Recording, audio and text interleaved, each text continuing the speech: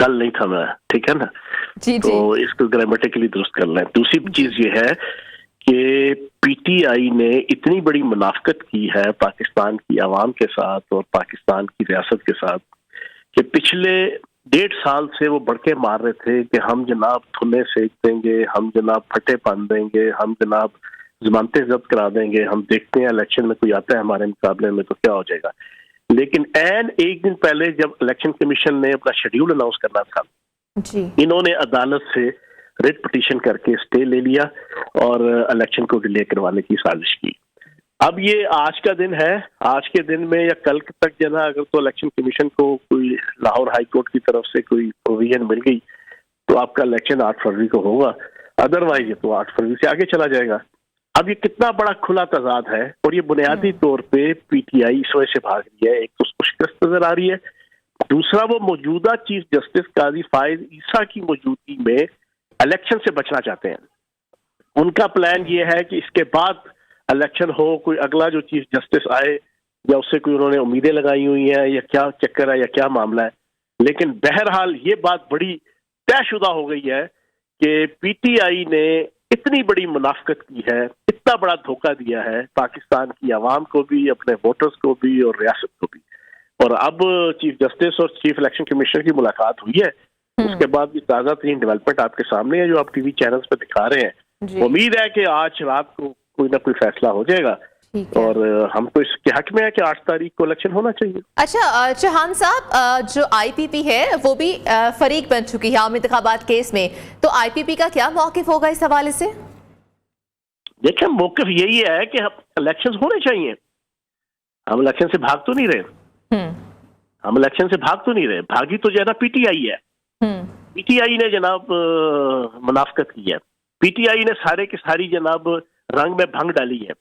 PTI के जो social media के जरिए से और बैरूनी ताकतों की जो उनकी शय है मुल्क दुश्मन एजेंसियों की, उसकी शय पे सोशल मीडिया पे उन्होंने तूफान बदतमीजी मचाया हुआ था कि जनाब ये कर देंगे वो कर देंगे, इलेक्शन में कोई आए तो उसी इलेक्शन में पता चल जाएगा वोट की ताकत फला और फलाम। और अब खुद ही जाके इलेक्शन जनाब वो पोस्टपोन करवा दिए, तो पोस्टपोन करवाने के चक्रों में है। तो हम तो इसके हक पे नहीं है, हम तो कहते हैं कि बिल्कुल नॉर्मल तरीके से जो चीफ जस्टिस की तरफ से और सुप्रीम कोर्ट की तरफ से और इलेक्शन कमीशन के कंसेंट से जो चीज तय हुई है उसके मुताबिक मामला। असल में चौहान साहब, जो पीटीआई के नए चेयरमैन हैं उनका तो ये मौकिफ है कि जुडिशरी को दरमियान इन्वॉल्व किया जाए, ना कि ब्यूरोक्रेट्स को इन्वॉल्व किया जाए। डीआरओ और आरओ के मामले पर उनका तो वो है मामला है, वो तो कहते हैं कि तजाद आ जाएगा इस तरह से अगर ब्यूरोक्रेट्स को लगाया जाएगा तो उसके बाद बाइसनेस आ जाएगी इलेक्शंस में।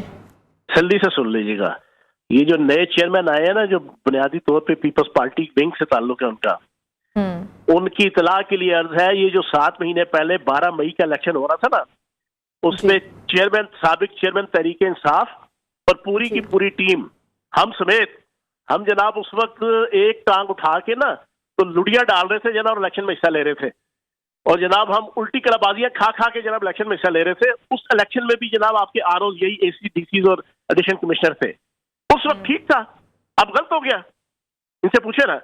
फिर दूसरी चीज ये है कि इलेक्शन कमीशन ने प्रॉपर रिटर्न जनाब भेजा सुप्रीम कोर्ट के चीफ जस्टिस को कि हमें आप अपनी मातहत अदलिया दें अपने आरओज बनाने के लिए।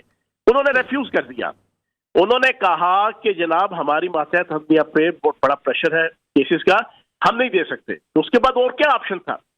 अब इस पीटीआई से पूछो कि तुम चाहते क्या हो, अदलिया को तुम गालियां देते हो, इंतजामिया को तुम गालियां देते हो, फौज को तुम गालियां देते हो, एजेंसीज को तुम गालियां देते हो, रियासती इदारों को तुम गालियां देते हो, तुम चाहते क्या हो? तुम चाहते हो कि सुनिए हो जान गलियां विच मिर्जा यार नचे?